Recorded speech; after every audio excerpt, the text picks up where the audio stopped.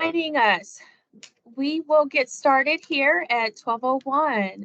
My name is Lynetta Mathis, and I'm the director of the DSW program here at the Kent School of Social Work and Family Services at the University of Louisville. And we are so glad that you have joined us today for this information session. Before we get started, we're gonna present a great deal of information to you. As we present, if you have questions, please feel free to put them in the chat. We will respond to any questions put in the chat at the end of our presentation, or make notes to ask the questions directly yourself at the end of the presentation. I guess let me start by giving you a brief history about the Kent School of Social Work. So the Raymond Kent School of Social Work and Family Sciences was founded in 1936 and has a rich history of serving the local, regional, national, and international communities through educating social workers and through various research projects that contribute to interventions and training for workforce development. Our School of Social Work offers multiple degrees, including a bachelor's degree in social work, a master's in science degree in social work, a master's degree in couple and family therapy, and there is the Doctor of Social Work degree, which is a practice degree, and our Doctor of Philosophy and Social Work degree, which is a research oriented degree. The University of Louisville and the Kent School of Social Work and Family Sciences were honored to offer our doctoral degree program to social work professionals who are seeking to advance their interest and practice skill sets to better serve local, regional, and national communities, international communities, to promote advances in social services and policies for the common good of everyone in society. Let me tell you a little bit about myself real quickly. I've been a faculty member here at the Kent School for 17 years now in various roles. Currently, I'm the director of our DSW program, but my practice experience includes work in medical social work, therapeutic foster care and adoptions, and clinical supervision. My teaching experience includes bachelor level coursework, extensive work in social work field education, and I teach in our DSW program as well. I teach budget finances and program development. My research areas is student well-being in higher education and accommodating mental health concerns in social work education. I'm particularly focused on removing barriers and increasing supports to foster student success. I am joined by a tremendous team of expert scholars in the program. So let me tell you a little bit about them. Dr. Susan Rhema, unfortunately, was not able to be with us today. She is also a licensed clinical social worker, and her areas of interest include immigrants and refugee settlement. She has experience in providing trauma-informed clinical services to survivors of torture and human trafficking. She also teaches in the DSW program courses in leadership, program evaluation, and implementation sciences. I'm going to stop for a moment and let our program coordinator, Dr. Lynum-Walker, introduce herself real quickly to you. Hello, everyone. I am Dr. Lynum-Walker. Just want to give you a quick reminder that the session is being recorded, and within 24 to 48 hours, they will send you a recording so you can have it to review. As Dr. Mathis said, I'm the coordinator for the DSW program. My research interests include mentorship for minority women in higher education, in addition to how the impact of leadership styles impact women in their leadership goals. I also have an interest in first year experience as well as students, non-traditional students in higher ed. So that's a little bit about me. If you have any questions or concerns, I will provide you our service account email at the end of the presentation. So if you have to follow up with me or have any questions, you can reach out to me there. Let me share with you a little bit about the rest of the faculty that teach in our DSW program. So we have Dr. Crystal Camargo Collins. She is currently our interim dean here, and she teaches in the DSW program. Her research interest areas focuses on organizational interventions, primarily clinical supervision, quality improvement, and contracting strategies, and promoting the use of data in organizational and practice decisions. Dr. Chantel Crosby teaches our teaching courses, and her research interest focuses on the well-being and adverse childhood experiences among youth who are court involved or at risk of court involvement, with an emphasis on youth of color.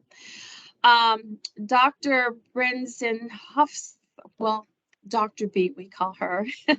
She is our endowed chair in psychosocial oncology, and she is joining us this year in teaching in our DSW program. She focuses on the experience of being diagnosed with, of individuals who are diagnosed with chronic or life-limiting disease. And so she really pays particular attention to the biopsychosocial, social, spiritual, sexual, cultural aspect of people. Dr. Babudi Sar is in our program, and he teaches 2 courses for us. His research interest is around identifying factors and practices for the improvement of quality of life of vulnerable families and children. And Dr. Andrews Winter's research focuses on the relative effectiveness of different types of services provided through behavioral health, juvenile justice, and child welfare systems.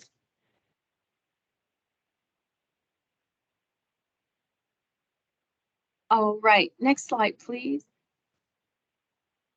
So to give you a brief overview of our program is a 3-year program. It is considered a part-time program because students only take 2 courses at a time. 2 courses in a semester, and each course is taken one at a time. So we have 2 8-week terms in a semester. Students complete the course with 44 credit hours, and the program's focus is on leadership development and teaching. So our students gain knowledge and skills in leadership and in teaching in higher education. We think we have a very affordable tuition rate for our program, $752 a credit hour. And for active duty Coast Guard members or qualifying Reserve and National Guard members, there is an additional discount for the tuition, which if you have questions about that, you would follow up with our financial aid office. So let's talk a little bit more about our program specifically. Our program is 100% online. You never have to step foot on our campus if you don't want to, or you cannot because you are on the other side of the country, perhaps. But we do provide asynchronous work, meaning you work on your own within some deadlines, and we do some synchronous class meetings face-to-face. Our classes will meet 2 to 3 times during its term, and you'll know the dates of that ahead of time so that you can plan for that. Typically, right now, our classes, when they meet on Wednesday evenings around 7:30. So you can pre-plan or think about holding your Wednesday evenings open because you may have either a course or some other extracurricular offerings that the program offers. So students take courses continuously for the 3 years of the program. The first 2 years you are in our curriculum, so there is a foundational theoretical based curriculum in that first year, and the second year becomes a more applied curriculum. And then in the third year, students are completing a capstone project. And I'll talk more about that shortly. But our goal was really to develop scholar practitioners who are ready to take on leadership roles in organizations, both profit and nonprofit education, government, and in higher education. So we promote lifelong learning. Our curriculum is designed to promote lifelong learning, trauma-informed care, anti-oppressive practices, theories, methods, and principles of adult learning and of equity, fairness, and justice. Next. Next slide, please. I have it pulled up. Is it not showing on your end? Okay, it just switched on me for me. Okay, thank you. So basic goals are to for our program. By the time students leave our program, they will have learned to utilize various models of social service leadership, various models of teaching. You'll be trained to analyze and improve on models of social service leadership, teaching and learning. Students will be able to implement what they have learned and apply those skills directly in practice, either in the job that you currently have or in the future. What our program was designed to help you now in the jobs that you have now, as well as prepare you for the future. So you don't have to wait till you get to the end of our program to start applying what you're learning. You can apply it as you learn it. So leadership, the other piece is teaching. You will learn about the theory behind teaching, teaching skills, and then be able to apply that. We also steep everything in ethical principles and evidence-based practice. So you'll gain knowledge in various modes of scientific inquiry that will allow you to evaluate practice in social service leadership and teaching. Next slide. I think we may be having technical issues, so please bear with us. Sorry about that. I think there's a delay. Yes, I think you're right. And then also my screen keeps freezing. So, all right. So I'm not going to have us continue to wait. I'm going to look to the side at another screen at my PowerPoint on another slide, and hopefully the screen will catch up to us possibly. Or Maya, if you want to, try unsharing and resharing. Let's see if I think the screen is frozen.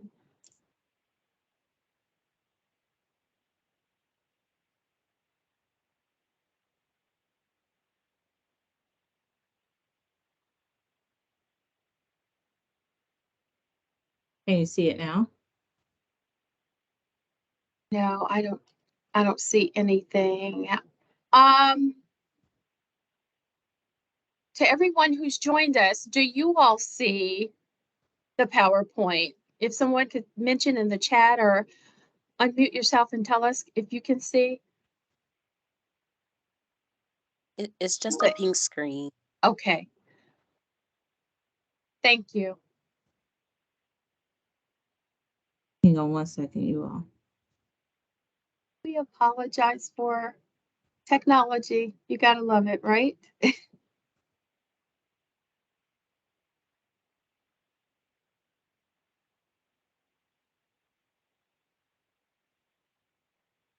Okay, I think I see something now. Is this where we were?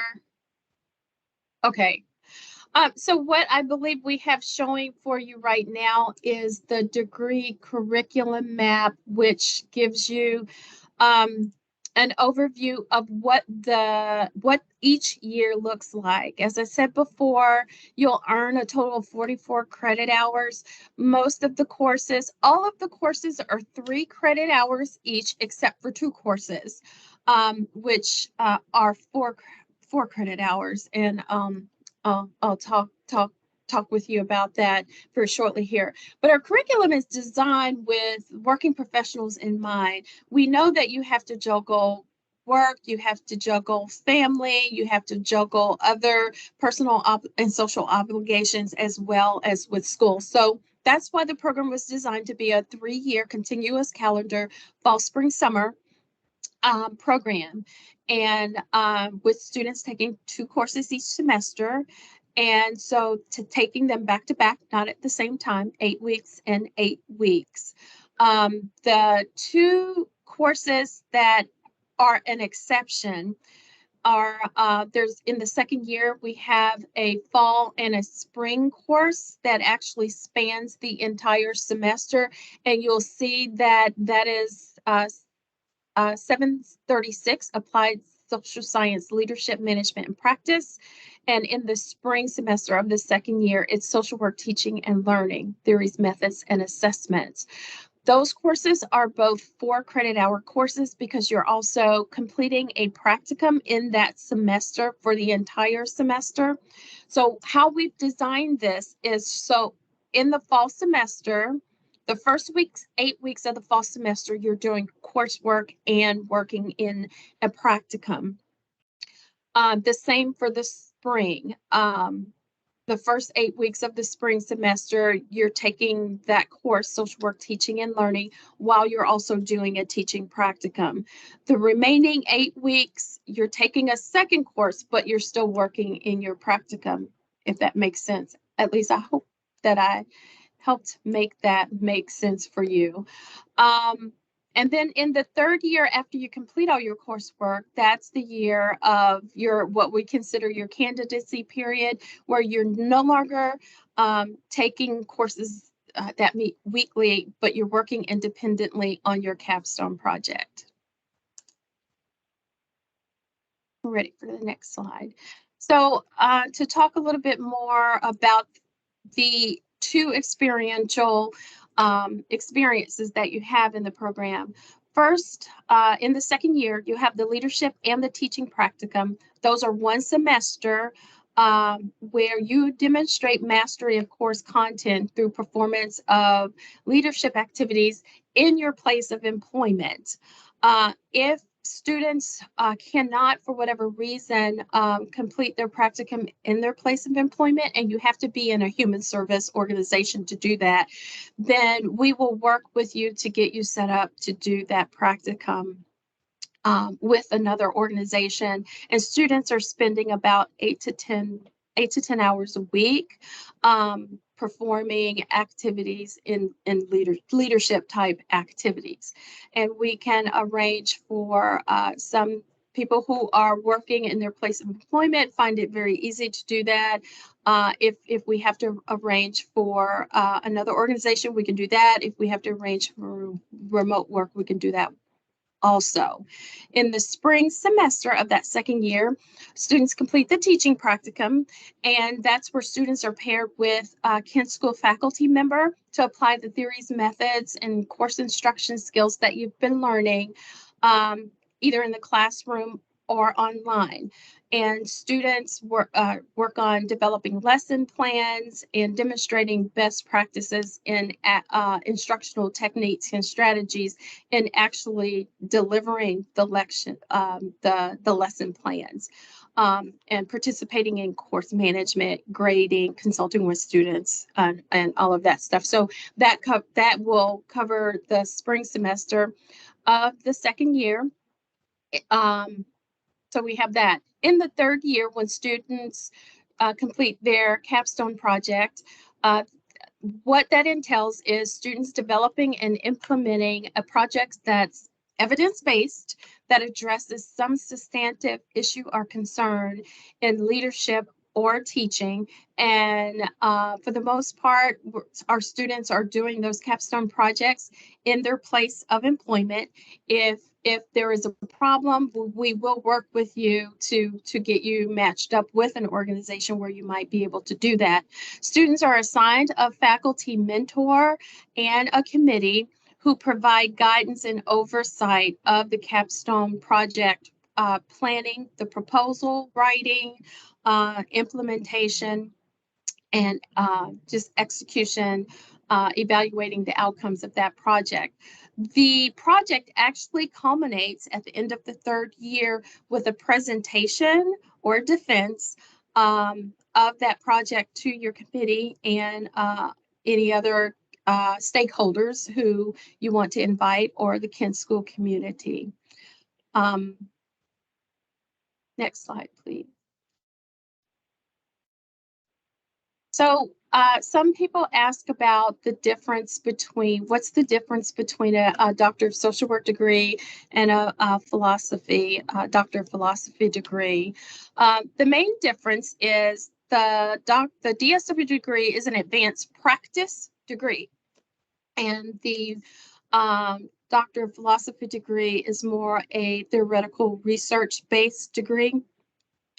So with the DSW, you are it's ultra advanced social work practice, but at the macro level, we're looking at leadership and we're looking at applied research. You do learn some research. You learn about using research and appropriate research for completing evaluation and outcomes and planning and whatnot. And that's not just for leadership, but also how to apply that in teaching in higher education. The philosophy degree, theoretical research, and educational practice, so also teaching. Those are the biggest distinctions between those two degrees. What can you do with a DSW? DSWs are able to do quite a bit, actually, and in across multiple kinds of settings. Wherever social workers are, wherever individuals are, you can find a person with a DSW degree who has something to contribute. So you're prepared to take on roles as faculty members or administrators in higher education, take on roles in policy practice, community activism, advocacy work. I said before, you're prepared to take on administration roles from middle management on up to executive management in organizations. And those could be nonprofit, for-profit, education, health, wherever there are humans that need to be managed, you have those skills to do that. DSWs can also take on roles with advanced clinical social work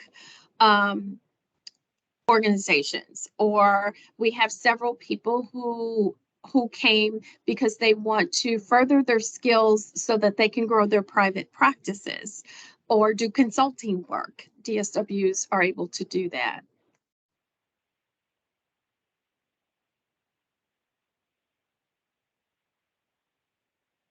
So what does it take to be a good or successful doctoral student?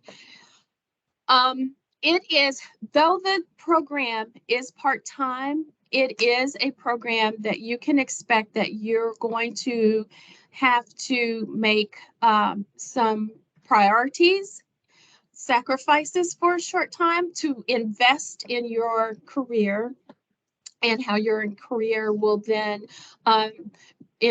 improve the quality of your personal life as well. So things that we tell students is that they'll need to know what's in their syllabus, refer to their syllabus often, ask lots of questions, ask questions sooner rather than later, communicate frequently with their instructors, with the program staff. That would be myself, Dr. Lynum-Walker, and Dr. Rhema, about anything. We take on all questions and concerns, big and small. We want you to start thinking early about your capstone project topic, because we want you to work smarter while you're in the program. If there's an area of interest that you have, we want you to try to tailor your topics for your assignments around that area, so that you will truly develop a large amount of knowledge and have information in that area that will help you when you're doing your capstone project in your third year. You won't be starting from scratch.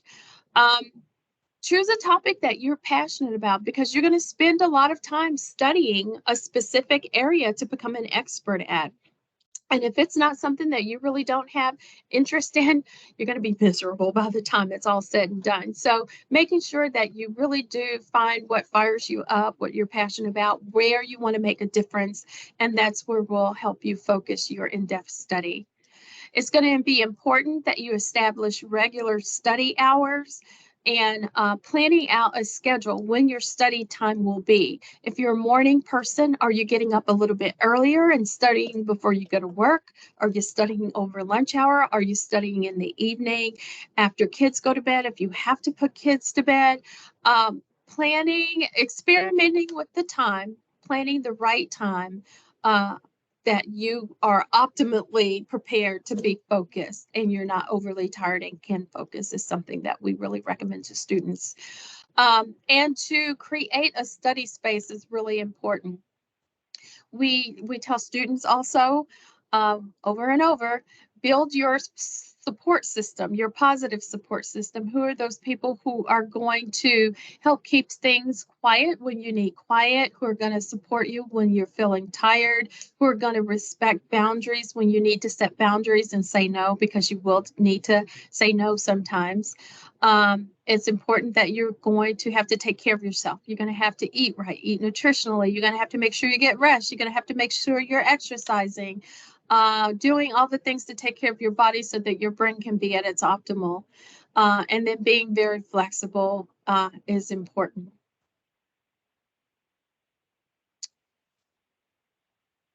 The instructors in our program do have a few expectations of our students. And one, we expect attendance at the program's orientation, which is offered usually it's the first weekend in August. And it's a Friday, Saturday, and Sunday. It's probably around 6 to 8 hours altogether. And there is work that's done asynchronously. So you have the week leading up to that first weekend in August, some work to do on your own. And then we meet in real time on Friday, Saturday, and Sunday online, because you never have to come to campus unless you want to come and graduate so we can see you graduate. You can expect that you will spend 12 to 15 hours a week doing homework, and that includes reading the various assignments that you have to read, writing papers, participating in discussions, attending synchronous sessions if they exist in any specific week. Each class will schedule 2 to 3 sessions in real time for each term. And so you can plan on that. We do have a monthly seminar that meets. Oh, my screen just went blank. Am I the only one?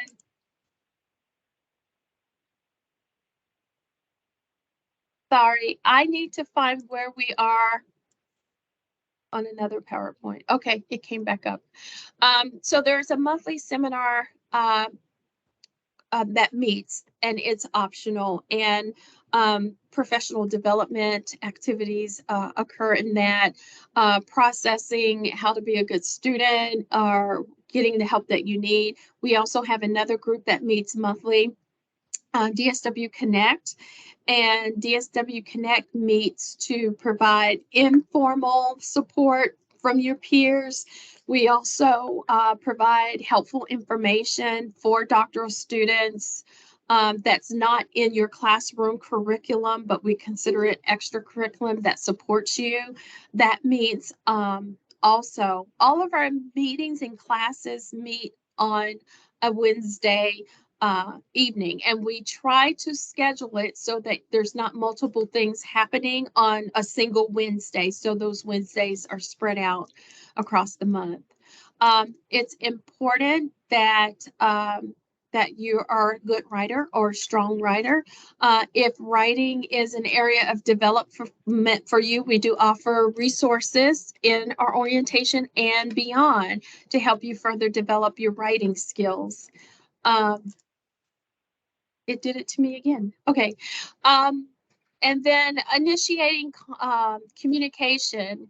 Whenever you have any questions, any concern, if it's about the class, reach out to your instructor. If it's that you have a personal issue that is impacting your ability to get coursework completed, or you have any other concerns that just impact you, please reach out to your instructor. You don't have to give us great details, but if you let us know that something's going on, we can work with you so you don't fall behind.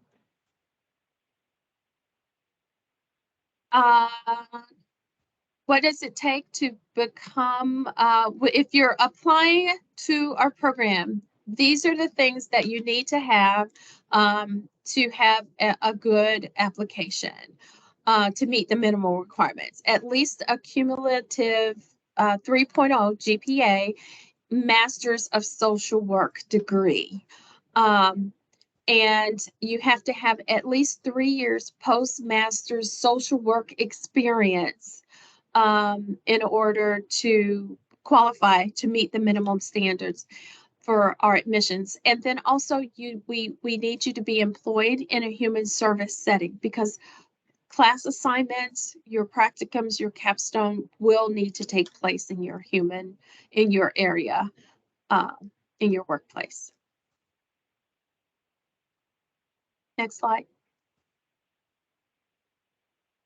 And then I'm going to ask Dr. Lynum-Walker to take over now. Yes, Annie, we see your question. We will get to that at the end of the session. For our application process, all of our applications go through the graduate admissions office here at the University of Louisville. So you must complete your graduate application. In addition to that, there's a $65 non-refundable application fee. You must send all of your official transcripts from all previous institutions. Submit a personal statement of goals for pursuing the program. You must submit your CV and/or resume, 3 letters of recommendations, in addition to a writing sample demonstrating your writing skills. And again, all of those materials go through the graduate admissions office.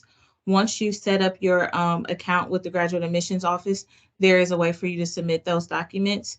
If you have any additional questions, I can also answer those for you as well. So our application process, once the students apply, we are notified of the application. Upon review, we then decide based as a committee who we will invite for interviews. That typically takes place in January. It typically can take place as early as January. However, our deadline is February 1st of 2023. Any applications that are not set for an interview, we begin our interview process or continue our interview process in March. An admissions offer will come out roughly 14 to 21 days after the interview is complete. And then you will receive an official admissions decision via email. Again, our deadline for fall 2023 is February 1st of 2023.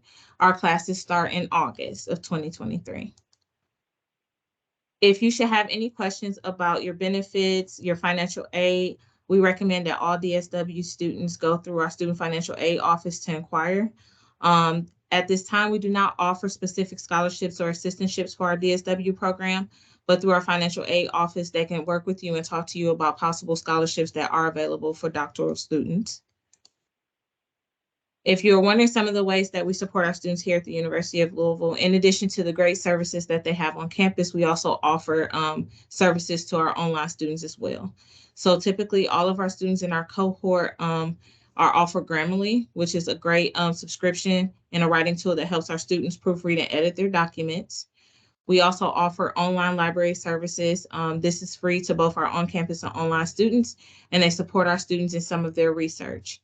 In addition to that, we have a virtual writing center, which is an online service designed to help you with your writing process. Very much like tutoring, you can go in and schedule appointments with different tutors, and they can help you along in your process if you're writing or have a big paper or a big assignment coming up. If you have any technical issues, we do have an IT help desk that's available through email, phone. Their hours are listed here, so you'll be able to see those once you receive the PowerPoint presentation. In addition to that, the primary platform we use is Blackboard. So they do offer IT and a help desk for Blackboard services to ensure that our students are getting what they need as we are a 100% online program. Once you are admitted, or if you have time when you receive this PowerPoint, the link will go live. If you want to check out some demos for online learning, you can go in and take a quiz, practice writing on a discussion board, look on ways to complete and submit your assignments, and then also go over some of the things that you need to ensure that you're successful with your technology. Should you have any questions, we have an online team through the Delphi Center. You can contact them with the 1-800 number listed, and then also at online@louisville.edu. If you are looking to reach our program specifically, my phone number is 502-852-3396, or you can email our department account at dswkent@louisville.edu. So should you have any questions outside of the graduate school, if they can't answer them or you have department specific, you can always reach out to me and I can assist you with that, or any member of our DSW team. Now we have time for questions. I will end this recording. So, well, no, we can actually proceed with the questions. So first questions. Are there any exceptions for the MSSW requirement? My undergrad and master's are both in psychology. Okay, I'll take that one. So because this degree is an advanced practice degree, the degree the person has to have a master's in social work, already has to have knowledge of social work, practice, social work theories, and have experience in social work. So unfortunately, we can't make an exception there. That is an accreditation standard that we're following for our program. Next question. How many students are admitted? Our program admits a cohort of 20 students each year, and we're holding that number to 20. We may increase it to 22, actually. We keep our cohorts at that small number because that allows the program staff and the faculty to have a lot of hands-on time with our students. So we try to give as much one-on-one attention as students need, so we keep the cohort small. Next question. I know the program is fairly new, but what does the retention rate look like? Our retention rate has been, it's been really high, actually. It's not, I almost want to say it's still 100%, but we are probably, what I will say is it's 99.9%. Does that sound right? So what we have had happen is life happens to everyone. The unexpected event can happen, extenuating circumstances. So we have had a handful of students that came into the program, but then had to take a leave of absence because something went on in their life that was unexpected.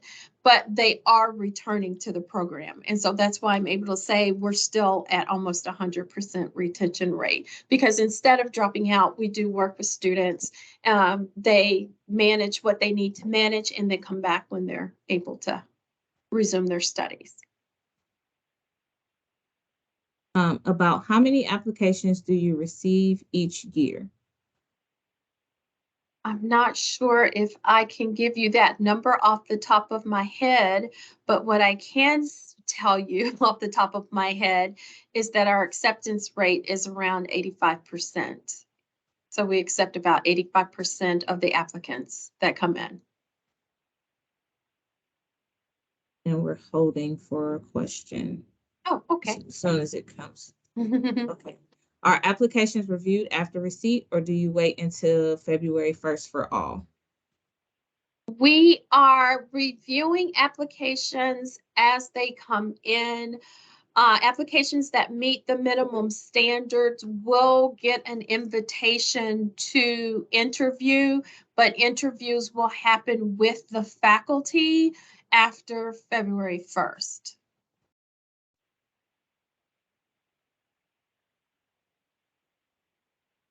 I believe that is the last question. Oh, well, should ask one more time. Is there anything else? One last, any other questions? This is a very quiet group. And then please feel free to reach back out to us if you think of questions after this. If you later today, tomorrow, next week even, please feel free to email us, and we will happily email you back or call you back and speak with you. I have a question, if that's okay. Yes. I I emailed you a couple of days ago, Dr. Mathis. Okay. So, and I asked about the 3 years, if that was like strong, the 3 years postmaster's work.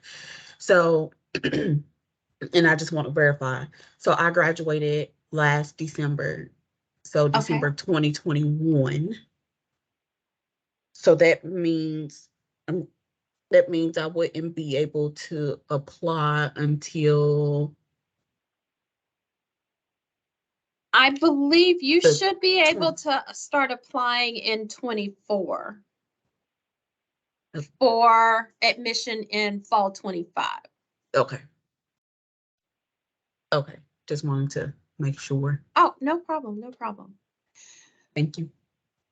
And then last question, will we get a copy of the presentation? Yes, you will, and you should also receive the PowerPoint as well.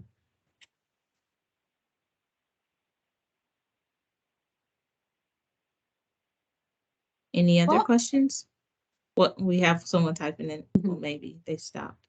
Oh, she said thank you. You're welcome. I believe that's all the questions. Thank you, everyone, for joining us today. We really appreciate your interest in our program, and we hope that we can answer all your questions, get you any additional information that you might need as you make decisions about where to pursue your education.